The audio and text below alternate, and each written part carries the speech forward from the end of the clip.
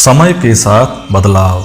जंगल के बीचों बीच जामुन का एक बहुत पुराना वृक्ष था। पीढ़ियों से गिलहरियों का एक परिवार उस वृक्ष पर रहता आ रहा था। उस वृक्ष पर उन्हें खाने के लिए फल, नीचे स्वादिष्ट जल का सरोवर था जिससे उन्हें पीने के लिए पानी भी मिल जाता था, और वृक्ष के तने में खोखले में उन्हें रहने के लिए पर्याप्त सुरक्षा, और वृक्ष इतना ऊंचा था कि खतरनाक जंगली जानवरों से भी उन्हें सुरक्षा उससे प्राप्त हो जाती थी। आज तक गिलहरियों के कुनबे में से किसी ने भी कहीं और जाने के लिए नहीं सोचा। धीरे धीरे समय बीतता गया, काफी समय गुजर गया, कई साल बीत गए।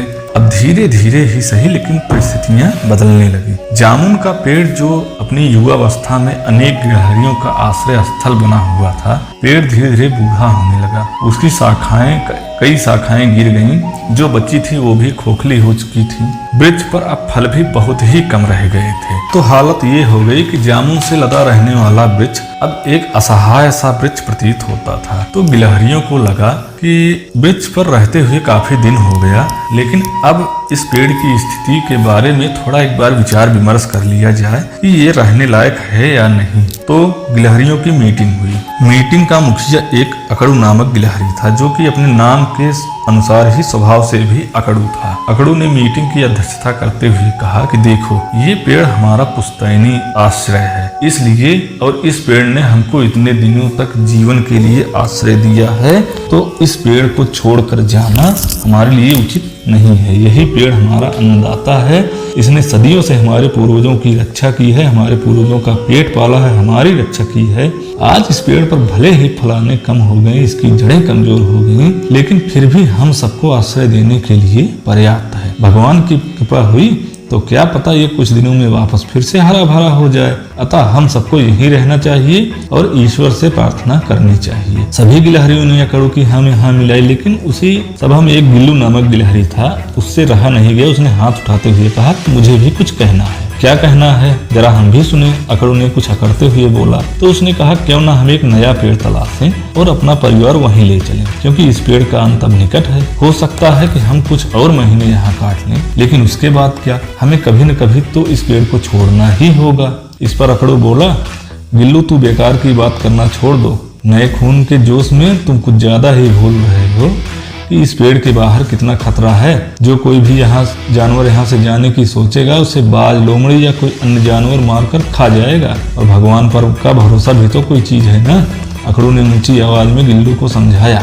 इस पर गुल्लू बोला, चाचा खतरा कहाँ नहीं है। सच कहूँ तो इस समय नया घर खोजने का खतरा ना उठाना ही हमारे परिवार के लिए सबसे खतरनाक चीज है। और जहाँ तक भगवान पर भरोसे की बात है, तो अगर हम भगवान पर इस मरते हुए पेड़ में जान डालने का भरोसा कर सकते हैं, तो हमें ये भी भरोसा करना चाहिए कि नया घर खोजने में भगवान हमारी मदद करेंगे। तो क्यों ना ऐसा प्रयास करना चाहिए कि समय रहते नया घर खोज लिया जाए। हो सकता है हमें और अच्छा आश्रय मिल जाए। लेकिन अकड़ू ने गिल्लू की बात को सरासर खारिज कर दिया, और ज्यादातर लोग अकड़ू की बात से ही सहमत थे, क्योंकि अकड़ू ही उस संगठन का मुखिया था। लेकिन गिल्लू ने सबकी बातों को अनसुना करके कहा कि आप सब इसी पर रहिए, मैं तो अब नया घर ढूंढने चला। ऐसा कहकर गिल्लू उस जामुन के पेड़ को छोड़कर चला गया। गिल्लू के जाने के कई दिनों बाद तक उसकी कोई खोज खबर नहीं है। इस पर अकड़ू सबको यही कहता, देखो मैंने मना किया था कि बाहर जाने का खतरा है, लेकिन उसने सुना नहीं, अब मारा गया होगा बेकार में।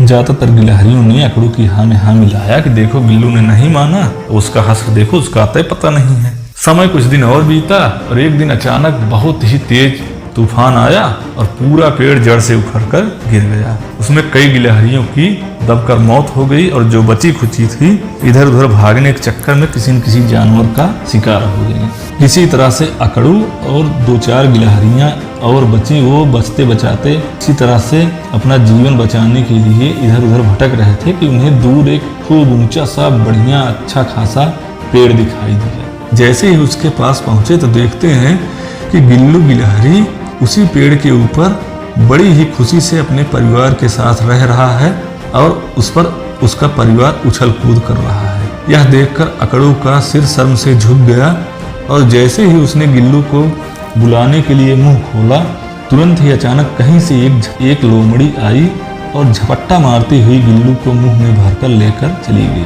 इसलिए हमें सिर्फ भगवान के भरोसे ही नहीं रहना चाहिए, समय रहते अपने जीवन यापन के लिए उद्यम की तलाश करते रहना चाहिए। धन्यवाद। आशा करता हूँ कहानी आपको समझ आई होगी। ऐसी ही ज्ञानवर्धक और मनोरंजक कहानियों के लिए चैनल से जुड़े, वीडियो को ज़्यादा से ज़्यादा लोगों को शेयर करें